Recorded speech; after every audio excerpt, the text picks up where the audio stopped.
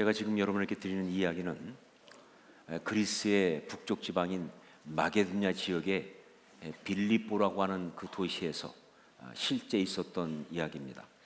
그러니까 이 이야기를 가지고 만약 영화를 만든다면 밑에 분명히 이 영화는 실화에 근거한 것임이라고 하는 자막이 붙을 수 있는 바로 그런 이야기라는 것이죠. 그리고 이 이야기가 진행되면서 전 여러분에게 질문을 할 것입니다. 굉장히 중요한 질문을 할 거예요. 근데 이 질문은요, 단지 그냥 이야기를 잘 이해하기 위해서 하는 그런 질문이 아니에요. 이건 어쩌면 이 이야기를 지금 우리가 나누는 이유가 되는 그러한 질문입니다.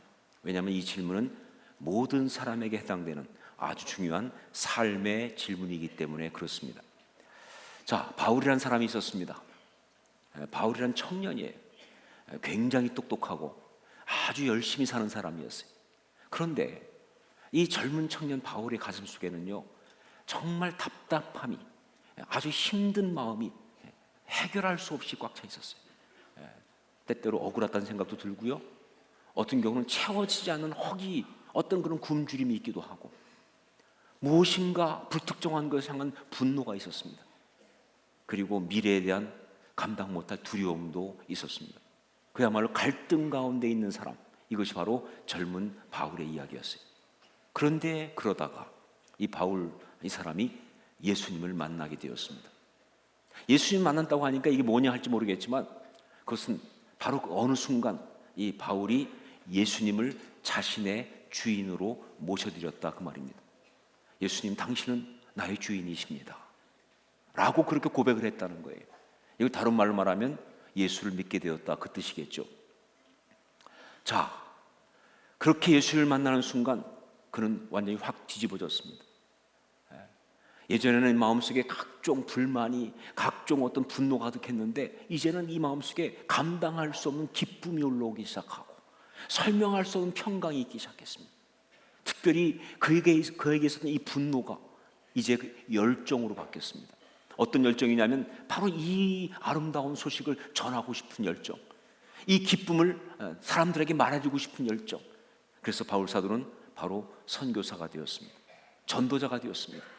그러면서 모든 지역을 다니면서 이 복음을 전하는 자가 되었는데, 그러다가 바로 빌립보까지 오게 된 것입니다.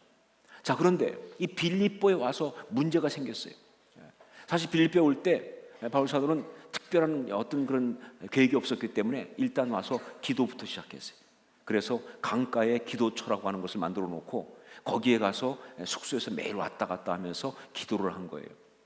자, 그런데 이 강가에 기도하러 계속 가는 그 길에 한 여자가 따라 붙었어요. 근데 이 여자는 미친 여자였습니다. 노예인데 귀신 들려서 미친 여자예요. 근데 이 여자가 따라다니면서 뭐라고 외치느냐, 이 사람들은 지극히 높으신 하나님의 종으로서 구원의 길을 너희에게 전하는 자라라고 외친 거예요. 말은 맞는 말이죠.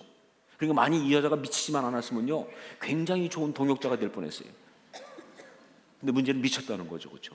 그래가지고 막 소리 지르니까 도움이 안 돼 이게. 근데 그 정도뿐만 아니라 이게 뭐 매일 한 번 그런 게 아니라 매일 쫓아다니면서 계속 그렇게 소리를 질러대는 거예요.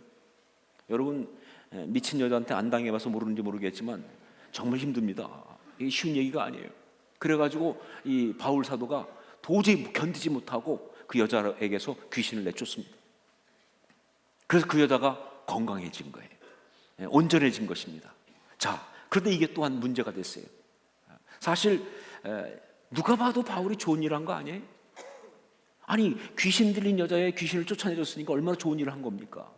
그렇게 당연히 칭찬을 받거나 감사를 받아야 되죠, 그렇죠? 혹시 그렇지 않다 할지라도 적어도 바울 사도는요, 정말 견딜 수 없이 힘들어서 그래서 귀신을 쫓아낸 거니까 일종의 정당방위라고요. 비난받을 이유가 없어요.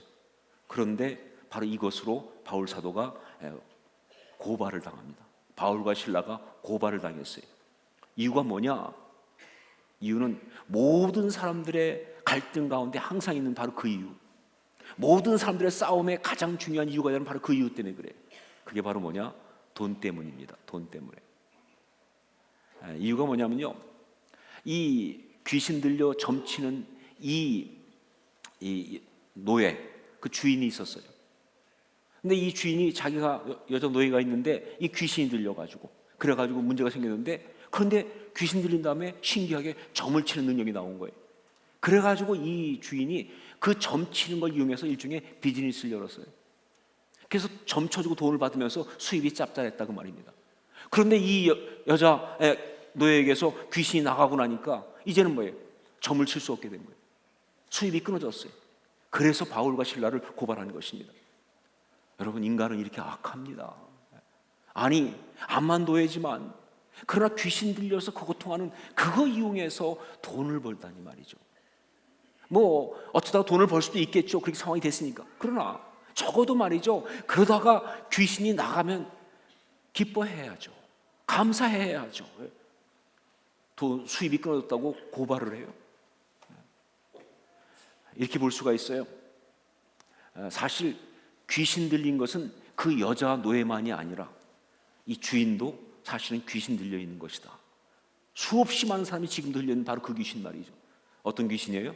돈 귀신이 들렸다 그런 거죠. 예. 자, 이 주인은 그래도요, 자기 스스로 그게 좀 창피한 줄은 알았던 것 같아요. 그래서 고발하면서 절대로 영업방해 이렇게 고발하지 않았습니다. 예. 혹은 손해배상 고발한 게 아니에요. 뭐라고 고발했느냐?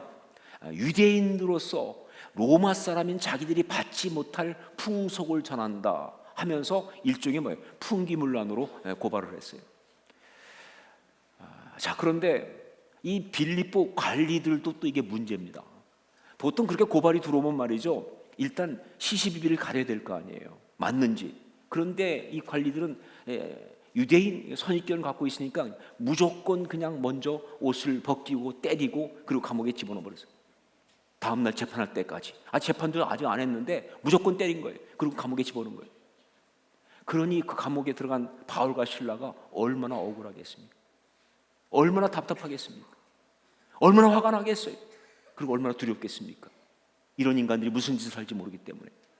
자, 그런데 그 감옥 안에서 바로 그렇게 밤을 지내면서 그 한밤중에 또 의외의 일이 발생을 합니다. 그 바로 뭐냐? 바울과 실라가 찬송을 불렀다는 거예요. 그리고 죄수들이 듣고 있었다는 것이죠. 이게 의외라고 말하는 것, 이해가 안 될지 모르겠지만 이유가 있습니다. 왜냐면요, 누군가가 찬송을 부른다는 것, 그리고 그걸 누가 듣고 있다는 것, 바로 거기에 너무 안 맞거든요. 예, 누가 찬송을 부르고 누가 듣고 있다면 그건 교회에서 하는 거 아니에요? 근데 거기는 감옥이에요. 누군가 찬송을 부른다는 것은 굉장히 참 좋은 상황 아니에요? 그런데 그는 정말 억울한 일을 당했어요. 그리고 듣고 있는 건 죄수들이 듣고 있는 정말로 어울리지 않는 어떤 그런 상황에 어떤 모습이 연출된 거예요. 자, 여기서 첫 번째 질문이 나옵니다. 어떻게 그럴 수 있을까? 아니, 이런 상황 속에서 어떻게 그들은 찬송을 부를 수가 있을까 하는 것입니다. 여러분, 이 질문은 굉장히 중요합니다. 왜 중요하냐면요, 바로 우리 모두가 다 바울과 실라가 당한 것 같은 그런 일을 당할 수 있는 가능성이 있기 때문에 그래요. 예, 그래요. 살아가면서 정말 원하지 않게 억울한 일 당할 수 있어요. 잘못한 거 하나도 없는데 고난당할 수 있습니다. 정말 내가 잘못한 것도 없는데 상처받을 수 있어요. 그래서 정말 잠을 잘 수 없이 힘든 그런 상황을 맞을 수가 있어요. 그런 상황에 우리가 다 들어갈 수 있기 때문에, 그렇기 때문에 그런 상황에 있으면서도 찬송을 부른 그때 그 이유는 정말 우리한테 중요한 것이죠. 어떻게 그들은 찬송을 부를 수가 있었을까? 그런 상황에서 그 대답을 바로 드리겠습니다. 왜냐하면 그런 상황에서 그들이 그렇게 찬송을 부른 그 이유를 성경이 아주 정확하게 말해주고 있기 때문에 그렇습니다. 25절 말씀 보면 한밤중에 바울과 실라가 기도하고 하나님을 찬송하며 제수들이 듣더라, 이렇게 되어 있습니다. 여러분, 바울과 실라가 갑자기 막 그러고 있다가 갑자기 찬송 부른 거 아니에요. 만약에 그렇게 막 얻어맞고 들어가 있다가 갑자기 찬송 부르면요, 그건 다른 말로 말해서 뭐라고 그래요? 미쳤다 그러는 겁니다. 그러니까 아까 쫓았던 귀신이 글로 온 거예요. 그건요. 여기 말씀 보면요, 정확한 프로세스가 나옵니다. 한밤중에 바울과 실라가 그때 뭐가 나와요? 기도하고 그리고 하나님을 찬송하며. 예, 바울과 실라도요 정말 처음엔 너무 힘들었을 거예요. 너무 답답하고 억울하고 분하고 정말 두렵고, 예, 모든 사람이 그런 것처럼 그들도 그랬을 것입니다. 그런데 다른 모든 사람과 그가 다른 점이 있다고 한다면 뭐냐? 바로 거기서 그가 기도할 수 있었다는 사실이. 그냥 막연히 마음속에 그냥 어떤 대상한테 그냥 뭐 소원을 비는 게 아니라, 이 성경에서 말하는 이 기도한다는 것은 뭐냐? 분명히 살아계신 그들의 주님, 그 예수님께, 그리고 하나님 아버지께 정확하게 이 모든 것을 아랜다는 그 뜻입니다. 여러분, 기도한다는 것은요, 이건 특별한 일입니다.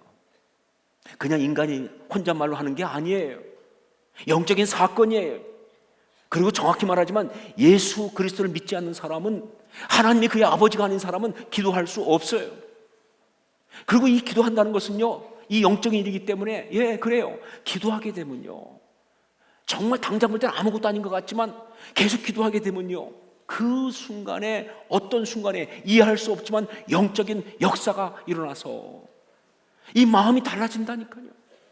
마음의 변화가 오기 시작하는 거예요. 정말 캄캄했는데, 정말 답답했는데, 근데 그 마음이 달라지기 시작하면서 찬송이 나오기 시작하는 거예요. 전 경험해봐서 압니다. 이게 어떤 것인지. 찬송이 나오기 시작하는 거예요. 그래서 그들은 하나님을 찬양하는 것입니다. 신앙의 결론인 찬양을 부를 수가 있게 되었다, 그 말이에요.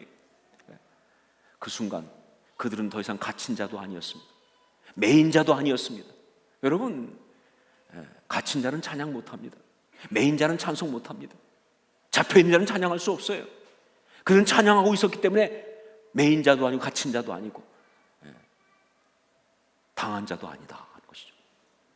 자, 그런데 바로 그때, 바로 그 순간 지진이 납니다.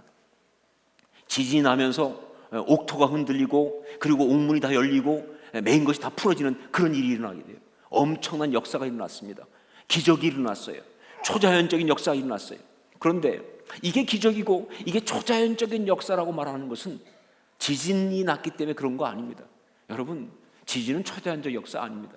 뭐 드물긴 하지만 그러나 그냥 자연 현상 중에 하나잖아요, 그렇죠? 특히 뭐 요즘 우리는 지진이 아주 가깝잖아요, 그렇죠? 지난주에도 났으니까. 더구나 이 그리스 그쪽은 훨씬 자주 납니다. 그러니까 지진이 났다는 것 때문에 초자연적이다 그렇게 말하는 거 아니에요. 그럼 뭐가 초자연적이냐? 바로 그 타이밍, 바로 그 절묘한 순간에 그 타이밍에 지진이 났다는 것이, 이게 진짜 초자연적인 거예요. 왜 그러냐면요, 바로 그 타이밍에 지진이 난 것은 우연히 그런 것이 아니라 바로 하나님이 신적 개입을 하셨다, 그 뜻이거든요. 하나님이 신적 개입을 하신 것, 그게 바로 초자연적 역사인 거예요. 여러분, 사람들은 잘 인정하지 않아요. 뭐 그런 게 있느냐 할지 모르겠지만 분명합니다. 하나님은 지금도 당신의 사람들의 삶에 개입하십니다. 예, 하나님은 지금도 당신의 사람들의 삶에 개입하신다고요. 예, 어떤 순간에 그냥 갑자기 마음속에 어떤 생각이 들어오기도 하고, 마음에 어떤 그런 감정이 느껴지기도 하면서, 그러면서 삶을 새롭게 바꾸는 일이 있는데, 그 순간 하나님이 그 생각과 감정을 통해 그에게 개입하신 거예요. 어떤 경우는 누구를 만났는데 만나서 이야기하다가 그 만남 때문에 그 삶이 바뀌기 시작하는데, 그렇다면 하나님은 그 만남을 통해서 신적 개입을 하신 거예요. 어떤 경우는요, 이런 오늘과 같은 집회에 참석을 했어요. 거기서 정말 특별한 어떤 은혜를 받으면서 삶이 달라집니다. 하나님이 신적인 개입을 하신 거예요. 어떤 경우는요, 내 삶에 정말 원하지 않는 어려움이 올 때가 있어요. 몸이 아프거나 경제적인 어려움이 오거나, 아니면 어떤 그런 관계에서 정말 힘든 일이 있거나, 여러분, 그런데 바로 그러한 어려움을 통해서 하나님이 신적 개입을 하실 때가 있어요. 그리고 아주 드물게지만 초자연적인 현상이 일어나면서 신적 개입을 하기도 합니다.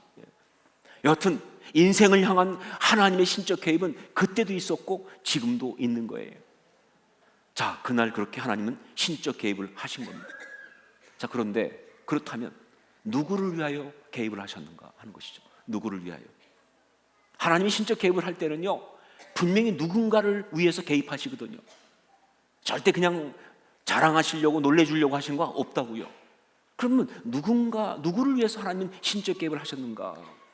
언뜻 생각할 때는요, 바울과 실라를 위하여, 갇혀있는 바울과 실라를 그 감옥에서 구출해내려고, 그래서 지진을 보내가지고 옥토를 흔들고 문 열고 그러신 것이다 라고 생각할 수 있는데 그건 절대로 아닙니다. 왜냐하면요, 만약에 하나님의 이 신적 개입이 바울과 실라를 옥에서 구출하기 위해서 한 것이라고 한다면 그 다음에 결론이 어떻게 나야 돼요? 그들이 옥에서 나왔다고 나야 돼요. 근데 안 나왔잖아요. 얘 감옥에 그냥 있었잖아요. 그리고 이미 말씀드렸지만 사실 바울과 실라가 그 감옥에서 정말 기도하면서 하나님 앞에 좀 우리를 구출해 주세요, 우리를 구원해 주세요, 그렇게 기도 안 했거든요. 처음엔 그렇게 했는지 모르지만 분명히 지진이 나기 직전에는 어떤 상태였느냐? 찬양하고 있었어요. 감사하고 있었어요. 행복한 가운데, 자유 가운데 있었다고요. 구출할 이유가 없어요. 그런데 그때 지진이 났다는 것은 뭐냐? 그 이유가 아니라는 것이죠. 그럼 뭐냐? 누구를 위하여 하나님의 신적 개입을 하셨는가? 바로 그때 또 한 사람이 있었어요. 하나님이 예정하신 사람, 하나님이 선택한 사람, 또 한 사람을 위하여. 그게 누구냐면 바로 빌립보 감옥의 간수였습니다. 나중에 빌립보 교회의 교인이 되고 리더가 된 사람이에요. 그 가족이 전부 다 빌립보 교회의 아름다운 그런 사람들이 된 그 사람들입니다. 바로 그를 위해서 그렇게 하신 것이다. 여러분, 우리가 예수 믿고 하나님의 자녀가 되는 이 일, 많은 사람들은 심지어 예수 믿는 사람 중에서도 자기가 결정한 거라고 생각할 때가 많아요. 내가 예수 믿기로 결정하고, 내가 교회 나오기로 결정하고, 내가 신앙생활을 결정했으니까 그래서 내가 그리스도인이 되었다라고 생각하는데 절대 아닙니다. 성경은 그렇게 말하지 않습니다. 성경은 정확히 어떻게 말하느냐? 하나님이 먼저 그를 선택하셨다고 얘기합니다. 하나님이 예정하셨고, 하나님이 선택하셨고, 하나님이 그를 불렀기 때문에 그가 그리스도인이 되었다, 그 말이에요. 하나님이 부르셨을 때 물론 우리가 응답은 해야죠. 하지만 하나님이 선택하고 하나님이 부르지 않으면요, 아무런 역사가 일어날 수가 없는 거예요. 여기 이 자리에 있는 모든 그리스도인 다 그래요. 하나님이 다 미리 예정하시고 선택하신 거에 따라서 그리스도인이 된 줄로 믿습니다. 그렇게 된 거예요. 바로 그런 하나님의 선택이, 하나님의 예정이 바로 그날 그 빌립보 감옥의 간수였다는 것이죠. 그를 위해서 하나님은 신적 개입을 하신 거예요. 자, 어떻게 진행되는가 보겠습니다. 그때 그렇게 막 지진이 나면서, 그러면서 옥문이 열리고 메인 것이 다 풀어지고 막 그냥 난리가 났을 때, 그때 간수는요 혼비백산해가지고 튀어나왔어요. 어떻게 된 건가? 와보니까 상황이 크게 벌어졌어요. 진짜 막 옥문이 다 열리고 막 메인 것이 다 풀어진 거예요. 간수는 오랫동안 간수 생활한 결과, 죄수들은요 틈만 보이면 도망치거든요. 그렇기 때문에 이 정도 문 열리고 이 정도 풀렸으면 다 도망간 거예요. 그래서 그는 그 순간 죄수들이 다 도망쳤구나 라고 단정을 하고, 그 다음에 어떻게 했느냐? 칼을 들어서 자결을 하려고 했습니다. 자, 여기서 또 하나의 질문이 나와요. 왜 간수는 그 상황에서 자결을 하려고 했을까 하는 것입니다. 왜 간수는 그 상황에서 자결을 하려고 했을까요? 사실 좀 과격하지 않습니까? 물론 상황이 크게 벌어지긴 했지만 그러나 자결할 만큼 그런 건 아니잖아요. 근데 왜 거기서 간수는 자결을 하려고 했을까? 이게 좀 의아한지 말이죠. 주석들 보면 여기서 어떤 게 주석을 하냐면 이렇게 주석합니다. 이 성경을 풀어주면서 하는 사람들 중에서 어떤 사람 보면 그 당시 로마법에 의하면 죄수가 도망을 치면 간수가 그 목숨으로 대신하게 돼 있다 하는 거예요. 그래서 죄수가 도망치게 되면 간수는 어차피 죽는 거니까, 그래서 이 간수가 자기 목숨을 스스로 끊으려고 했다라는 식으로 이야기를 합니다. 맞을 수도 있겠지요. 그러나 사실 이것은 검증된 이야기가 아니에요. 그리고 막 그런 식으로 따진다면 로마 제국에 간수는 남아있을 수가 없습니다. 다 죽었지 봤어요. 자, 왜 이 간수는 자결을 하려고 했을까요? 성경에 의한 정확한 정답은 모른다입니다. 모른다. 말해주지 않고 있기 때문에 알 수가 없어요. 몰라요. 왜 죽으려고 하는지. 그러나 성경을 보면 한 가지 확실하게 알 수 있는 것이 있어요. 그건 뭐냐면요, 바로 이 간수, 그 사람의 삶이 그만큼 지치고 그만큼 힘들고 그만큼 연약했다, 그 뜻이라는 것이죠. 이유가 어땠는지 모르겠지만, 그러나 삶 속에 어떤 일이 벌어졌을 때 그 순간 자살을 선택할 만큼 그 삶은 지쳐 있었습니다. 그 삶은 무너져 있었던 삶이에요. 그 삶은 힘든 삶이었어요. 자기는 어쩌면 아니라고 생각했을지 몰라요. 그냥 여유 있게 산다고 생각할지 모르지만 사실 여유가 없어요. 그냥 한 방에 오니까 바로 죽음밖에 생각할 것이 없는, 정말 조금만 무게만 올려와도 그냥 무너지고 말, 바로 그런 삶이었다는 것이죠. 겨우겨우 버티고 살아온 인생이었어요. 근데 여러분, 이 간수만 그렇습니까? 이 간수만 특별히 아주 힘든 상황 속에 살다 보니까 그렇다고 말할 수 있냐 그 말이에요. 아니요, 모든 인생이 다 그렇습니다. 예, 우리 모든 사람들이 나름 다 당당하게 자신 있게 살아가고 있지만 사실은요, 여유가 없어요. 사실은요, 삶에 대책이 없어요. 어떤 일이 벌어지면요, 죽는 것밖에 다른 대안들이 없는 사람들이에요. 자살의 유혹, 간수만 있나요? 지금요? 정말 많은 사람들이 얼마나 많이 그 유혹을 받는지 몰라요. 저도요, 정말 그 유혹을 참 여러 번 느낍니다. 만약 그 유혹대로 했으면 전 이미 여러 번 죽었어야 돼요. 그게 모든 사람의 실존입니다. 우리 모두의. 바로 그것이 인생인 것이죠. 저는 어쩌면 이런 생각해 봤습니다. 그 간수가 감옥에서 죄수를 지키고 있지만 어쩌면 그 간수 자신이 사망과 죄의 매인 사람, 갇힌 사람이 아니었을까. 그래요. 간수 자신이 사실은요, 사망과 죄의 매인 사람이에요. 그러니까 그의 직업은 간수였지만 인생은 죄수였던 사람이죠. 모두가 다 그런 거죠. 그래요. 우린 사실 다 갇혀 있습니다. 아까 우리 스킷 드라마에서 나왔지만 사실은 다 갇혀 있어요. 막 사람들은 착각합니다. 나는 자유롭게 뭐든지 할 수 있어. 솔직히 봅시다. 뭐 할 수 있는데요? 여러분, 뭐를 할 수 있어요? 3박 4일 여행도 못 가는 것들이 마음 놓고는, 내 마음대로 여행도 못 가는데 난 다 할 수 있어. 할 수 있는 게 아무것도 없어요. 내 삶의 한계를 벗어날 수 없어요. 내가 뭘 결정합니까? 아무것도 할 수 없는데. 지금 내가 느끼는 어떤 할 수 있다는 것은 뭐하고 똑같으냐면요, 그건 그냥 강아지 이 목줄 길게 해준 거에 불과한 거예요. 그 목줄 한도 내에서 왔다 갔다 할지 모르겠지만 그 이상 절대 못 나가거든요. 그게 우리 인생 아닙니까? 그게 바로 우리 삶의 실존이에요. 매인자, 묶여있는 사람, 각종 부담으로, 각종 이야기 속에서, 각종 한계 속에서, 미래의 어떤 불투명 속에서, 바로 그런 것이 아니겠느냐.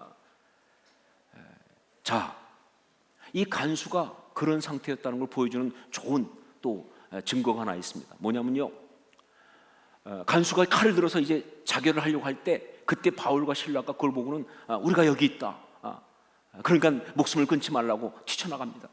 깜짝 놀랐어요. 왜냐면요, 간수의 이 전문 지식상 저 정도 문 열렸으면 다 도망쳤어야 되는데 이것들은 안 갔잖아요. 그렇죠? 이거 뭐야 도대체? 어떻게 된 것이지 말이죠. 아까 찬양 부를 때부터 알아봤단 말이죠. 너무 놀래고 충격받아가지고 그래서 바울과 실라 앞에 무릎을 꿇습니다.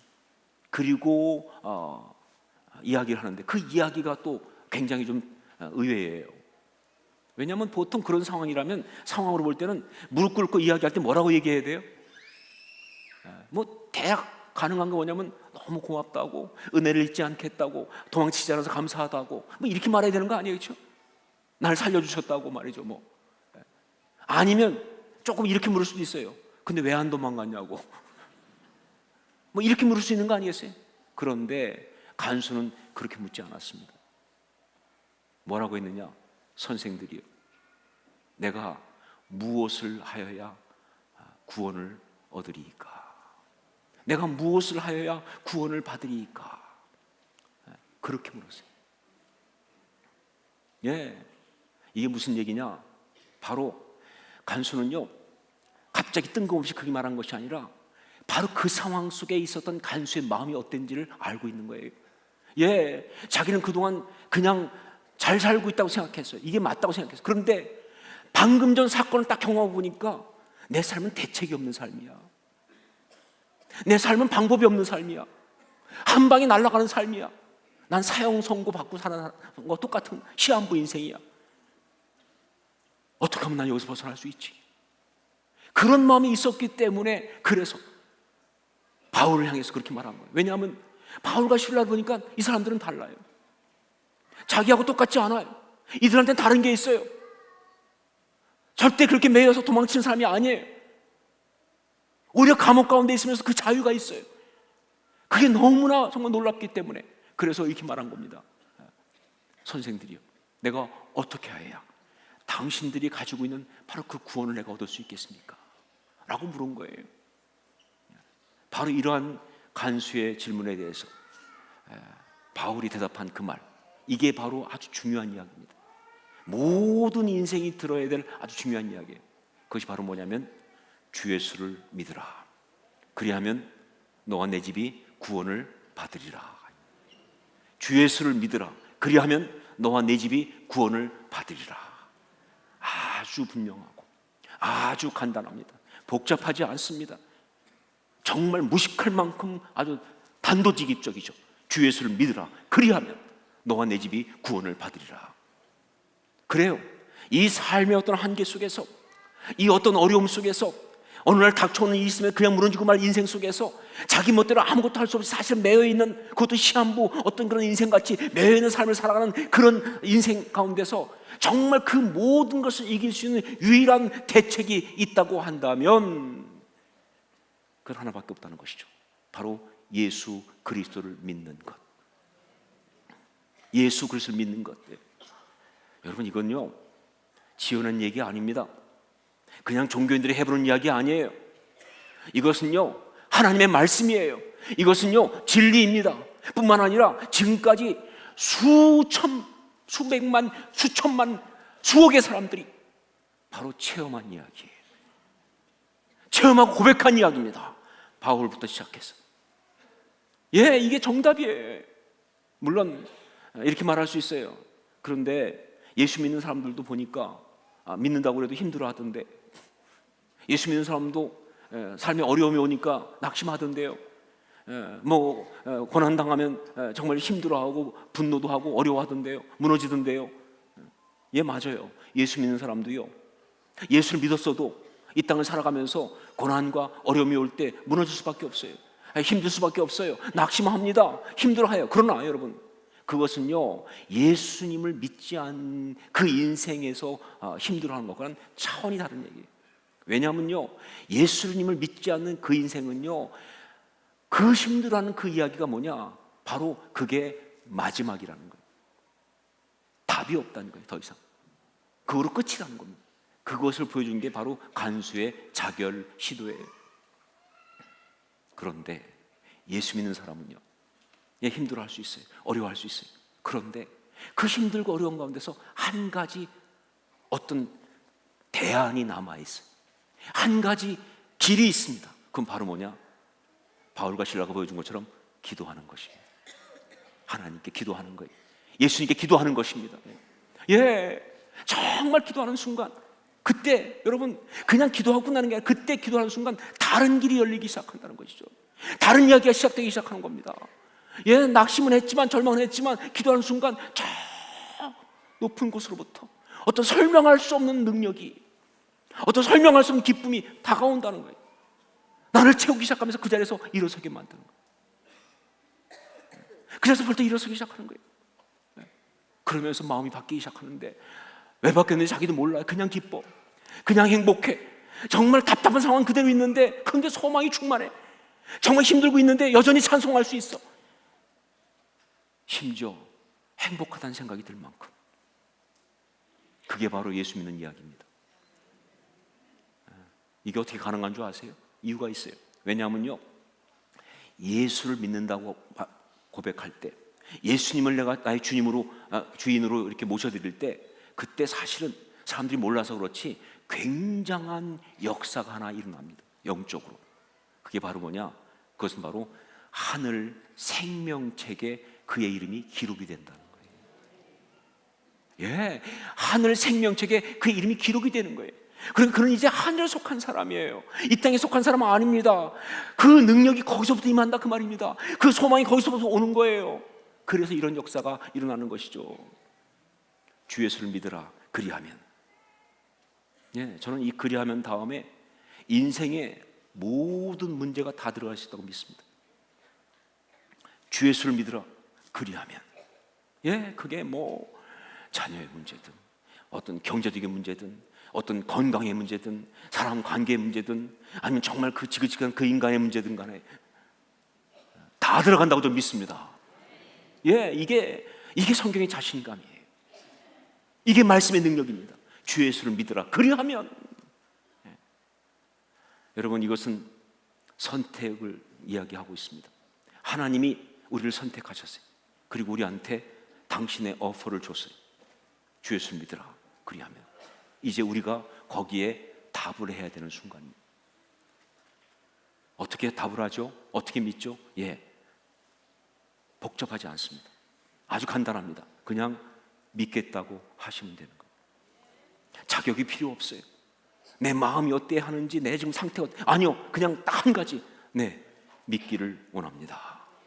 내가 믿겠습니다. 그리고 예수님은 나의 주인이십니다 라고 고백하면 되는 거예요. 그러면 이 간수와 그 가족들이 그 다음에 살았던 삶과 같이 새로운 이야기가 우리 삶 가운데 시작될 줄로 믿습니다. 이게 오늘 우리가 이제 직면한 이야기예요.